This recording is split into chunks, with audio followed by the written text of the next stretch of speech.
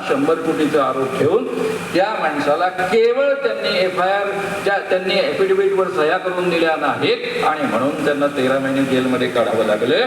कोर्टाने सांगितलं की काहीच पुरावा नाही म्हणून त्यांना जमानत दिली. हे देवेंद्र फडणवीसांचं सिलेक्टिव्ह सरकार आहे.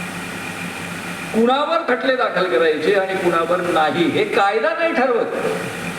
कायद्याचे बाप देवेंद्र फडणवीस ठरवत असतात.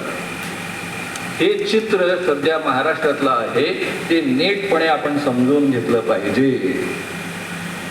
आता मित्रांनो, खरात सारख्या बाबांना एवढ्या मोठ्या प्रमाणावर या स्त्रिया का बळी पडतात याच्या मागची कारण काय आहे?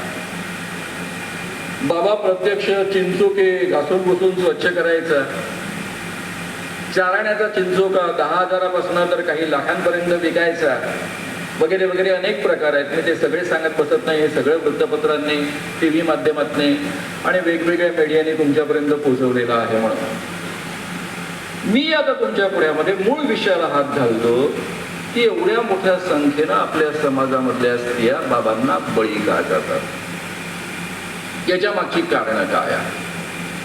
हा खरा अपवाद आहे का की या देशामधली परंपरा आहे? हजारो वर्षांपासून हे सुरू आहे. हे जरा मनापासून नीटपणे समजून घ्या. तुम्हा सगळ्यांना याची नीट कल्पना आहे की मी एकेकाळी प्रचंड अंधश्रद्धा होतो, अनेक बाबांचा भक्त होतो. तुमच्याच अमरावती जिल्ह्यामधल्या रिद्धपूर गावामध्ये मी त्या बाबाकडे यायचो, त्याचं उष्ट श्रीखंड खायचो. अनेक बाबांचा मी बघतो. पहिल्यांदा माझे या क्षेत्रामधले डोळे उघडले ते म्हणजे एक विद्यानंद स्वामी नावाचा बाबा पडद्यामध्ये आला. हा कोण बाबा होता? लंडन मध्ये याचा अतिशय मोठा डॉक्टरकीचा व्यवसाय होता. त्याचं स्वतंत्र हॉस्पिटल होतं. तो MD FRCS झालेला होता. एक दिवस त्याला दृष्टांत घडला झाला की भारतामध्ये हिंदू धर्म रसातळाला चाललेला आहे.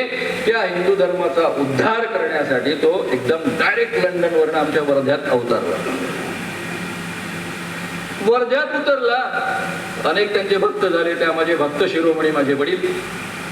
माझे वडील कोणी सामान्य नव्हते. विनोबांचे एकेकाळी सचिव राहिलेले होते, सेक्रेटरी राहिलेले होते, साम्ययुगचे संपादक राहिले होते, सर्वोदयाचं जे साप्ताहिक होतं त्याचं यवतमाळ जिल्हा जनपदचे उपाध्यक्ष राहिले होते. महत्वाचा माणूस होता. माझ्या कॉलेजमधले, मी त्यावेळेस यशवंत महाविद्यालयामध्ये शिकत होतो, माझ्या कॉलेजमधले ज्ञानेश्वरी करता ज्यांना PhD मिळालेली आहे असे डॉक्टर B.G. कावळे हे त्यांचे भक्त, माझे वडील भक्त. B.Ed कॉलेजचे वर्णेकर प्राचार्य होते, त्यांचे भक्त. अशा भक्त समुदायांमध्ये या महाराजांचा सगळा कारभार वर्ध्यामध्ये सुरू आणि मीही त्यातला भक्त, पाय चेपणारा त्यांचा. एकदा वडिलांनी मला सांगितलं की महाराजांना अमुक अमुक निरोप दे. माझे वडील जरा हिटलरी मनोवृत्तीचे होते, जरी ते विनोबांसोबत वावरले असले तरी. मी जर नेमकेपणानं तो निरोप पोचवला नसता तर त्यांनी माझं काय केलं असतं या भीतीपोटी मी धावत पळत गेलो. भाऊ देशपांडे वर्ध्याचे, यांच्या घरामध्ये यांचा मुक्काम होता. खाली 15-20 स्त्रिया अतिशय नटून थटून बसलेल्या होत्या, कारण महाराजांचा आदेश असायचा माझ्या समोर नटून थटूनच आलं पाहिजे. मी त्यांना म्हटलं महाराज कुठे आहे? ते म्हणाले बरं. म्हटलं मला त्यांना भेटायचंय. जाऊ नकोस वर, सध्या ते विठुला अवतारामध्ये आहे. विठुला अवतारामध्ये म्हणजे नागाच्या अवतारामध्ये आहे आणि एका देवीसोबत त्यांचा खेळ सुरू आहे, त्यामुळे तू वर जाऊ नकोस. वरून त्यांनी मला सांगितलं की तू वर जाण्याची चूक केलीस तर तुला त्यांचं ते तेज सहन होणार नाही, तू आंधळा होशील. तरी माझ्या वडिलांची भीती माझ्या मनात एवढी होती की मी तो लाकडी जिना धडधड करत वर गेलो आणि माझ्या आयुष्यामध्ये, त्यावेळेस माझं वय 23-1 वर्षाचं असेल, माझ्या आयुष्यामध्ये पहिल्यांदा 2 नंग धडंग व्यक्ती काहीतरी करताना मी पाहिले. मला आश्चर्य वाटेल की मी फार शॉक वगैरे मला का बसला. आम्ही त्या काळात साधं चुंबन नव्हतं पाहिलं. आमच्या काळामध्ये आम्हाला चुंबन पाहायला नाही मिळायचं, फुलाला फुल लागायचं. सिनेमामध्ये सुद्धा चुंबन नसायचं, इंग्रजी चित्रपटामध्ये असलं तरच. प्रत्यक्ष जीवनामध्ये तर कधीच चुंबन पाहिलेलं आठवत नाही की कोणीतरी चुंबन घेत आहे आपण चोरून तरी पाहिलं. आणि मी प्रत्यक्षात पहिल्यांदा काय पाहतोय? 2 स्त्री पुरुषांचा संबंध पाहतो आहे. मी खाली उतरताना जसं माझा चेहरा कावरा बावरा झाला, तुला सांगितलं होतं ना ते तेच तुला सहन होणार नाही. मी काय सांगू या स्त्रियांना. मी घरी आलो, घरच्या लोकांवर खूप प्रखड केली, पुन्हा या बाबाकडे जायचं नाही म्हणालो, बोंबाबोंब करायला सुरुवात केली. स्थानिक तरुण भारत प्रतिनिधींनी तो मुद्दा लावून धरला, बाबाला अटक झाली आणि निघालं काय, MDFRCS नावाचे हे विद्यानंद स्वामी, चंद्रशेखर जोशी नावाचा मुलगा आहे, नॉन मॅट्रिक आहे, नेव्हीमध्ये खलाशी म्हणून नेव्हीमध्ये दाखल झालेला, पण नेव्हीची शिस्त त्याला परवडली नाही म्हणून पळून आलेला एब्स्कॉन्डिंग माणूस आहे तो. MDFRCS आणि एवढे मोठे मोठे त्याचे बाबा. त्यावेळेस माझ्या मनामध्ये खुणगाड बांधली गेली की बाबा चांगले असतात, पण हा विद्यानंद स्वामी बदमाश आहे. त्याच काळामध्ये आमच्या विग कावळे प्राचार्यांनी मला एका आमच्याच कॉलेजमधल्या मुलीच्या घरी गुलाब बाबा काटेलवाल, तुमच्या जिल्ह्यात किंवा जवळपास, या गुलाबबाबांचं त्या काळामध्ये 3-4 प्रांतांमध्ये अतिशय प्रस्थ होतं. महाराष्ट्र, गुजरात, मध्य प्रदेश आणि गोवा. हे गुलाब बाबा यांच्या दर्शनाकरता ये म्हणून मला त्यांनी सांगितलं. मला प्रचंड उत्सुकता. सिद्ध पुरुष हवेमध्ये हात फिरवतो, गुलाबाचं फुल काढतो, खडीसाखर काढतो. याच्या गाडीमध्ये कधीही डिझेल टाकलं जात नाही.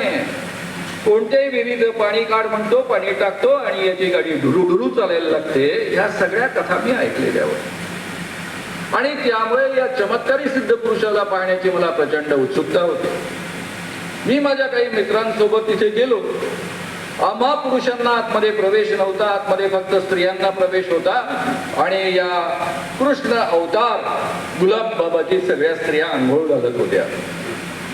आता आमचं कॉलेज आर्ट्स कॉलेज हे सगळ्या गावातल्या सुंदर पुरी आमच्या कॉलेजमध्ये असत. या सुंदर सुंदर पुरींच्या छातीवर हा पाणी उडवतोय, त्यांना ओलं करतोय, हे आम्ही सगळं डोळ्यांनी खिडक्यांमधनं पाहत होतो.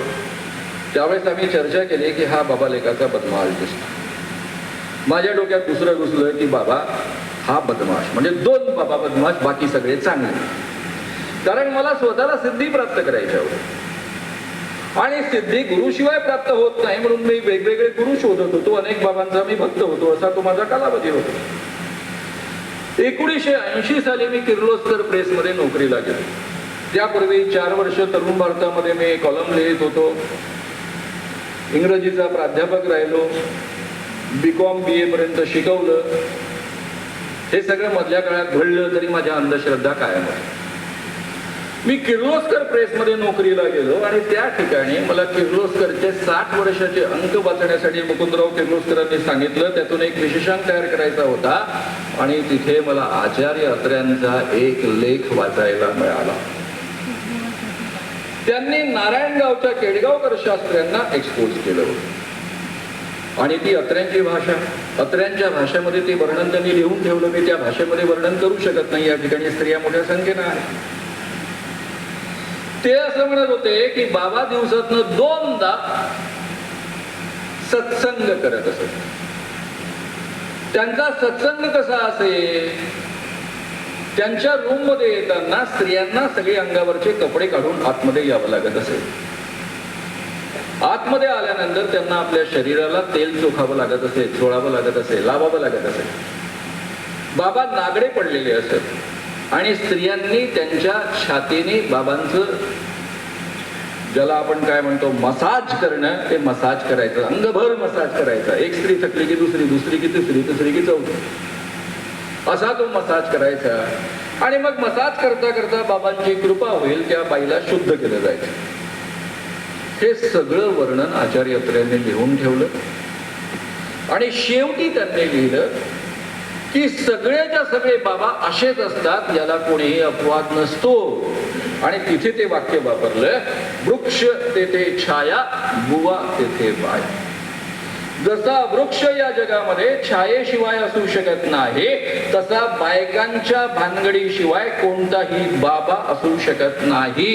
आणि तिथून माझ्या डोक्यामध्ये खुणगा